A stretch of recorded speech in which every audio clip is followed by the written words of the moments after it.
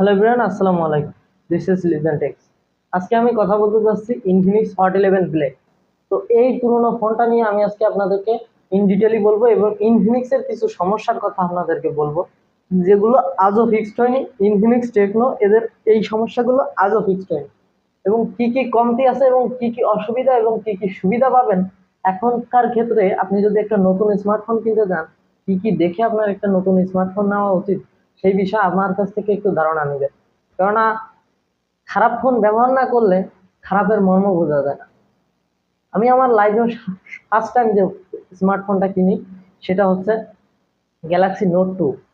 এই ফোনটা 2015 সালে আমার মা কিনে এবং 2016 সালে আমার কাছে দেয়, এবং আমি মনে হয় 15-16 দিন ব্যবহার করছিলাম। আমি তখন ক্লাস 4-এ পড়তাম। আমি তখন তো ক্লাস 4-এ পড়তাম, তখন আমি স্কুলে পড়াশোনা করি, তো আমার পড়াশোনার দিকে খুব মনোযোগ ছিল, যার কারণে আমি বলছিলাম যে আমি এই ফোন ব্যবহার করব না। আমার আমার এই ফোন এই ফোন তুমি রেখে দাও। তো আমার মা ব্যবহার করতে করতে করতে করতে করতে হঠাৎ করে এই ফোনটার যেটা সমস্যা হয় সেটা হচ্ছে এই পাওয়ার বাটনের সমস্যা হয়। তো এই ফোনটা নিয়ে বিভিন্ন জায়গায় দেখায় আমাদের খুলনাতে, তখন এটার কাস্টম কেয়ার বলতে কি, স্যামসাং গ্যালাক্সির নামই শুনি নাই বাংলাদেশে 12 আনা মানুষই 2016 সালে 15 সালে। ঢাকা শহরে দুই একজন হয়তো বা চিনবে, বাট স্যামসাং নামটাই তখন নতুন। 2015 সালে স্যামসাং নামটাই নতুন। তো এই ফোন নিয়ে প্রথম প্রথম খুব ঘুরছি 2-3 বছর, এবং অনেকে আছে এর ব্যাটারিতে ঝালাই দিয়ে আপনার রাং ধরাইছে, অনেক কিছু করছে। বাট অনেকে অনেক কিছু করছে, তারপরে নেটওয়ার্ক আইসি বিভিন্ন আইসি খুলে নিছে, কিন্তু এই ফোনের কেউ ঠিক করে দিতে পারেনি। তারপর আমি কি করছি, পাতাল মার্কেটে আনছি। এই 2 থেকে 3 মাস আগে আমি পাতাল মার্কেটে আনছি এটা। আনার পর যেটা হয়েছে সেটা হচ্ছে, এটা পাতাল মার্কেটে আসার পর এইটা কিন্তু ঠিক হয়ে গেছে। হুম এটা প্রায় 3500 টাকার মতো আমার লাগছিল ঠিক করতে। তো এটা আমি ঠিক করছি। এটা 3500 টাকা দিয়ে আমি নাও ঠিক করতে পারতাম, কেননা এটা এখন আর শুধু কথা বলা, ফোনে কথা বলা আর কিচ্ছু করা যায় না ভালো, ছবিও তেমন ভালো ওঠে না। তখনকার যুগের হিসাব করলে, তখনকার ক্যামেরার সাথে হিসাব করলে এই ক্যামেরা বেস্ট ক্যামেরা। আর এটা একটা ফ্ল্যাগশিপ ফোন, আপনারা জানেন এটা হচ্ছে নোট 2। তো নোট 2 তো একটা ফ্ল্যাগশিপ ফোনই, এটার সাথে স্পেন সাপোর্ট আছে, সবকিছু আছে। তো এই ফোন তো আপনারা এমনিতেই মজা পাবেন অবশ্যই তখনকার যুগের হিসাবে। তো তখন আমার কাছ থেকে 62,000 টাকা নিয়েছিল, মা কিনে দিয়েছিল ফোনটা। তো এটা ছিল আমার ফার্স্ট ডিভাইস। তারপর আমি নিজের টাকায় কিনি হচ্ছে Realme C25। এই ফোনটা ছিল দুর্ধর্ষ এবং অসাধারণ, এক কথায়।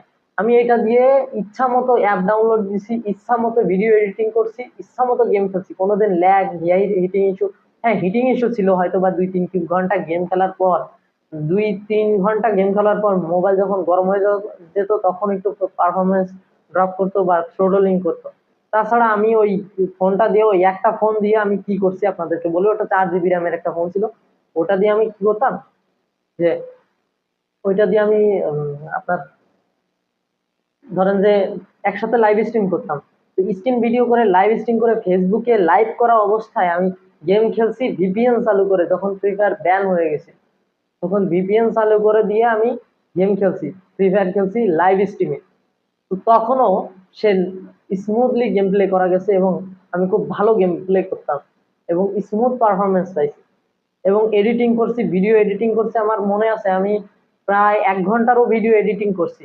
1 ঘন্টা লম্বার ভিডিও, মানে একটা মুভি এডিটিং করা যাবে 1080p 60 fps এ আমি ভিডিও রেকর্ড করছি এবং ভিডিও এডিটিং করছি। C25, Realme C25। এবং ভিডিও, এবং ওই ফোনটার ক্যামেরা ছিল এক কথায় জোস, আমার ভোলার মতো না। এবং আমার জীবনের সব থেকে ভালো ক্যামেরা, মানে একটা আমার প্রথম টাকা দিয়ে কেনা। এবং যিনি আমার এই মোবাইলটা দেয়, আমি মোবাইলটা কেনার সময় একটু নার্ভাস ফিল করতেছিলাম। নিজের সর্বপ্রথম নিজের টাকায় ফোন কিনতে যাওয়া, প্রায় আপনার 14,000 টাকা নিছিল ফোনটার দাম। তো ওই টাকা দিয়ে আমি ফোনটা কিনে আসলে লাভবান হই, কিন্তু সমস্যা, আমার ফোনটা আমার এক রুমমেট চুরি করে নিয়ে যায়, সেই রুমমেটে আমি আর কোনোদিন পাইনি। তারপর আমি কিনি, 1 বছর পর আমার চ্যানেলের কাজ বন্ধ হয়ে যায়। বিশ্বাস করেন, আমার এই চ্যানেলের কাজ প্রায় 2 বছরের মতো বন্ধ থাকে, যার কারণে আমি অনেকটাই পিছিয়ে যাই আমার চ্যানেলের কাজে। এবং আমি অনেক জীবনে অনেক বড় ভুল করি, এবং আমি অনেকটাই পিছিয়ে যাই। পুরো 2 বছর একটা জায়গা থেকে সরে যাওয়া, নিজের বাড়ি ছাড়ছি, ঘর ছাড়ছি শুধুমাত্র এই ক্যারিয়ার গড়ার জন্য। তো তারপর আমি যেটা করি, এই ফোনটা কিনি। এই ফোনটা আমার কেনার আসলে ইচ্ছা ছিল না, আমি চাইছিলাম ওই সেম প্রসেসরের টেকনো স্পার্ক 6 কেনার জন্য।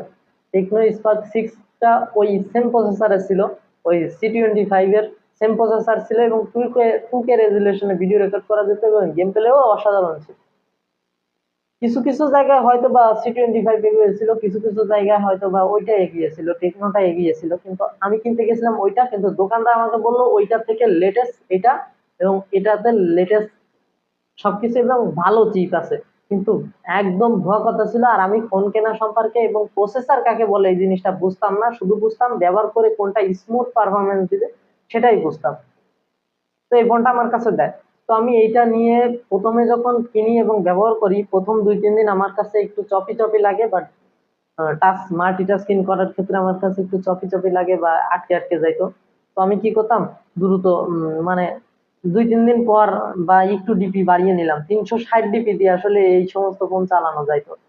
তো আমি একটু ডিপি বাড়ায় নিলাম, তারপর দেখে ঠিকঠাকই মতো টাচ রেসপন্স যথেষ্ট ভালো। এবার গেম খেললাম, হ্যাঁ, পাবজি, ফ্রি ফায়ার, যে কোনো গেম স্মুথলি আমি এই ফোন দিয়ে খেলছি ভাই, বিশ্বাস করেন স্মুথলি খেলছি। এবার কিছু মাস পর আমি তো কন্টেন্ট করি বা ভিডিও এডিটিং করি, আবার ফটো এডিটিংও করি, এর জন্য আমার অসংখ্য অ্যাপ নামাতে হয়। অ্যাপ নামাইতে নামাইতে হঠাৎ একদিন দেখি প্লে স্টোরে আমার ইন্টারনেট নিচ্ছে না, মানে প্লে স্টোরে যদি নেটওয়ার্ক না থাকে যেরকম দেখায় ওরকম দেখাচ্ছিল। এরপর আমি কি করব, আমি নিয়ে গেলাম যে শোরুম থেকে কিনছিলাম শোরুমে। শোরুমওয়ালা বললো আমরা কিছু বলবো না, ড্রাইভার এখন কাস্টম কেয়ার নেবে। এখন কাস্টম কেয়ারে গেলাম, কাস্টম কেয়ারে গেলে ওনারা বললো যে, আমি বললাম যে এটা আমার ফিক্স করে দেওয়া যায় না, যদি ফ্ল্যাশ মারি ফোনটা তাহলে তো আমার অনেক ডকুমেন্টস, আমার ফুটেজ ডিলিট হয়ে যাবে। তো আমার কাছে তখন একটা 32 GB মেমোরি ছিল, তখন আমি আমার কিছু ফুটেজ, আমার কিছু ছবির কালেকশন আমি মেমোরিতে যথেষ্ট দ্রুত নিয়ে নিলাম, আর আমার সফটওয়্যার গুলো স্ক্রিনশট দিয়ে রাখলাম। হ্যাঁ, তারপর আমার জিমেইলের পাসওয়ার্ড টাসওয়ার্ড আমার আর কি মনে ছিল না, বাট সিমটা ছিল আমার কাছে। তো তারপরে আমি এখন আমার হয়তো বা জিমেইল মুখস্থ। তো তারপরে আমি কি করলাম যে ফ্ল্যাশ মেরে, তাছাড়া তো ঠিক হবে না, আর আমার হাতে কোনো ওয়ে ছিল না, অতি দ্রুত এদিকে আমার কন্টেন্ট আপলোড দেওয়া বন্ধ হয়ে যাচ্ছে। তো তখন আমি আবার টিকটকে ভিডিও দিতাম নিয়মিত, এখন দেই না, আর ওটা দেওয়ার ইচ্ছাও নাই। তো টিকটকে আমি নিয়মিত ভিডিও দিতাম, তো প্রতিদিন আবার ভিডিও দেওয়া, ওটা রাইটস। তো এইটা দেওয়ার জন্য আমি একটু চেষ্টা করতাম যে আসলে ভালো কিছু তৈরি করা যায় কিনা। তো আমি চেষ্টা করতাম দেওয়ার, তো ভিডিও দিতে হবে, এখন অনেক চাপ যাচ্ছিল মাথায়। তো আমি বললাম যে তাহলে যা পারেন করেন, আপনাদের ফোনই তো আপনাদের, যতদিন ওয়ারেন্টি আছে। তো ওরা কি করলো, ফ্ল্যাশ মেরে দিল। ফ্ল্যাশ মেরে দেওয়ার পর আমি ফোন নিয়ে আসলাম, ফোন নিয়ে আবার নতুন করে চালু করলাম। এরপর গেম খেলি ভাই, বিশ্বাস করবেন কিনা জানি না, এরপর বিশ্বাস করবেন কিনা জানি না, এই ফোন গরম হয়। এর আগে কোনো দিন আমার ফোন যতই গেম খেলি, ফোন স্বাভাবিক, কোনো গরম নেই, কোনো হিটিং ইস্যু ছিল না। বাট ফ্ল্যাশ মেরে আনার পর থেকে আমার ফোন গরম হয়, এবং পারফরমেন্স থ্রোটলিং করে, ল্যাগ, হ্যাং, এবং আপডেট আপডেট দেওয়া বন্ধ হয়ে যায়, সফটওয়্যার আপডেট দেওয়া বন্ধ হয়ে যায়, লেটেস্ট কিছুই এর ভিতরে আর নাই। আমি নতুন কোনো অ্যাপ ইনস্টল করতে পারি না, মানে অনেক অ্যাপ আমার এখান থেকে ইনস্টল হয় না, এলএমসি হয় না, তারপর আপনার অনেক অ্যাপ এই ফোনে ইনস্টল হয় না। এমন একটা সমস্যার ভিতরে আমি পড়তে থাকি। এবার তারপরও এবার কিছু সমস্যা হয়, আমি ভিডিও এডিটিংই করতে পারি না ভাই, বিশ্বাস করেন। এই বিগত 1 বছরের ভিতরে আমি ভিডিও এডিটিং করতে পারি না। এবার কথা হচ্ছে, আমি যে স্যালারিতে বেতন পাইতাম আগে, তাতে আমার এখন হয়তো বা আমি মাসে 2টা করে ফোন কিনতে পারবো, কিন্তু একসময় আমার এতটা বেতনের ক্যাপাবিলিটি ছিল না, আমার হয়তো এতটা বেতন আমি পাইতাম না। আমি তখন মাসে 8,000 টাকা বেতন পাইতাম। কথা হচ্ছে আমি এখন ফোন কিনবো কি দিয়ে? নতুন ফোনও কেনা দ্বারা সম্ভব না, আর এই ফোনের পারফরমেন্সও তেমন ভালো না। আর এই ফোনটা সেল করতে গেলে কেউ 4,000 টাকা বেশি দামও বলবে না, যথেষ্ট ফ্রেশ কন্ডিশনে।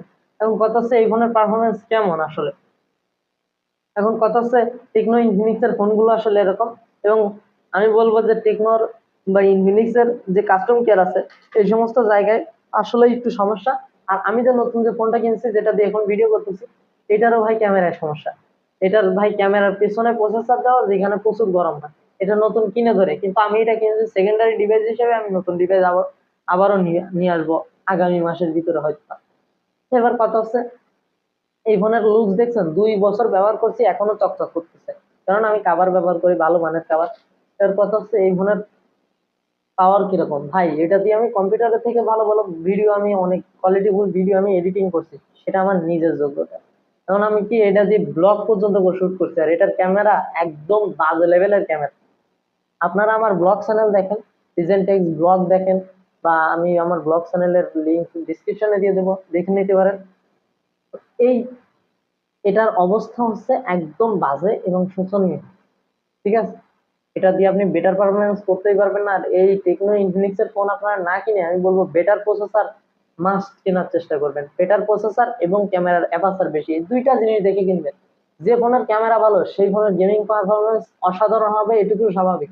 গেমিং ফোন বলতে কিছু নেই, অর্থাৎ আপনি দেখবেন তার গ্রাফিক সেকশনকে কি কি দিয়ে পাওয়ার করছে, এবং তাতে ভ্যাপর কুলিং সিস্টেম বা কুলিং সিস্টেম আছে কিনা। এই জিনিসগুলো যদি থাকে তাহলে গেমিং ফোনের কোনো দরকার হয় না। গেমিং ফোন বলতে কিছু নেই, গেম হচ্ছে একটা ইমেজ, এই ইমেজটাকে কে কতটা নাড়াতে পারে এটাই হচ্ছে মেন কথা। আপনি S24 Ultra দেখছেন, সব থেকে ভালো গেম খেলা যায়। আইফোন দেখছেন, গেমিং ফোন না, সেগুলো কিন্তু গেমিং ফোন না, কিন্তু তাদের পারফরমেন্স ভালো হয়। কারণ কি? কারণ হচ্ছে তাদের অপটিমাইজ ভালো, তারা হিট জেনারেট করে না, তারা ইমেজ নিয়ে খেলা করতে পারে। আরে ভাই, গেম তাদের কাছে কোনো ব্যাপার না, ভিডিও এডিটিং যারা করে তাদের কাছে কোনো গেম না। হ্যাঁ, এই ফোনটা আমি বলবো, এই ফোনের যে ব্যাটারি আছে সেই ব্যাটারিটা অসাধারণ এবং এটার চার্জ ক্ষমতা মারাত্মক। আমি দেখেন সারাদিন ব্যবহার করছি, এখনো 53% চার্জ আছে, মানে আমি আরো একদিন এটা অনায়াসে ব্যবহার করতে পারবো। তো এইটা নিয়ে আপনি আপনি ট্রাভেল করতে পারেন, ঠিক আছে? তো এটা আবার ওয়াটার প্রুফ না। তো আমি বলবো এই ফোনের থেকে আমি বেটার বলবো অন্য কোনো ফোন। আর এখন নতুন জেনারেশনের ফোন আমি এই বাজেটে এর থেকে ভালো ফোন পাওয়া যায় না। এখন আর রিয়েলমি C25 এর মতো ওরকম ফোন বা ওরকম প্রসেসর হলো ফোন আর নেই। দেখেন রিয়েলমি C25 কিন্তু 2K রেজুলেশনে ভিডিও রেকর্ড করতে সক্ষম, কিন্তু এই ফোনে 1080pর বেশি ভিডিও রেকর্ড করতে সক্ষম না, এমনকি 30 FPS ও ভিডিও রেকর্ড করতে পারে না। এটা সম্ভব সর্বোচ্চ 15 FPS পর্যন্ত তো ভিডিও রেকর্ড করতে পারে। এখন কথা হচ্ছে আমি একটা জিনিস যদি এভাবে নাড়াই, জিনিসটা স্লোমো করলে ভালো দেখাবে না, এডিটিং করার জন্য ঝামেলা, এবং যখন আমি গুগল দিয়ে স্ট্যাবিলাইজ করবো তখনও ভালো শোনা যাবে না। তাই আমি বলবো এই ফোনে না আছে ইআইএস, না আছে এই ফোনগুলো না কেনাই ভালো, এগুলো অ্যাভয়েড করো। এই সমস্ত ফোন, এই সমস্ত কোম্পানিকে অ্যাভয়েড করুন, এবং ওপো, ভিভো এই সমস্ত কোম্পানি কখনোই কম দামে ভালো জিনিস প্রোভাইড করে না। আমি বলবো যে রিয়েলমি C25 এর এই ফোনটা ছিল অসাধারণ, এক কথায় জোস। এবার আর একটা কথা আমার গুরুত্বপূর্ণ ভাবে বলতে হয়, যে অ্যাপেল এবং আইফোনকে কোথায় এগিয়ে রাখবেন। আমি আজকে বলি, আজকে আমার সফলতার দিকে এগিয়ে যাচ্ছে এই অ্যাপেল। অ্যাপেল কি আমার একটা ফোন দিচ্ছে? দিচ্ছে না। তো একটা কম দামি ফোন দিয়ে যতটুকু পারফরমেন্স আমি পাই, যতটুকু সাপোর্ট আমি পাই প্রত্যেকটা কোম্পানির, এই যে কম দামি ফোনগুলো যদি না বানাইতো তাহলে একটা মানুষের উঠে দাঁড়ানোর কোনো ওয়ে থাকতো না। আমরা বড় বড় সেলিব্রিটি হয়ে যাই, তারপরে আসছে আপনার দামি দামি ফোন কিনে বলি যে হ্যাঁ এই ফোনটাই ভালো, অ্যান্ড্রয়েড কিছুই না আইফোনের কাছে। অনেকেই বলে না, সব করে যে আইফোন তো আইফোন। হ্যাঁ, অনেকেই অহংকার করে বলে। তো আমি একটা কথা বলি, অ্যান্ড্রয়েড হচ্ছে গরিবের বন্ধু। এটা আমাদের সফলতার চাবিকাঠি, এটা আমাদেরকে সফলতা এনে দিছে। এটা অল্প দামি না হইলে জীবনে সফলতা পাওয়া আমাদের কাছে কখনোই সম্ভব হতো না।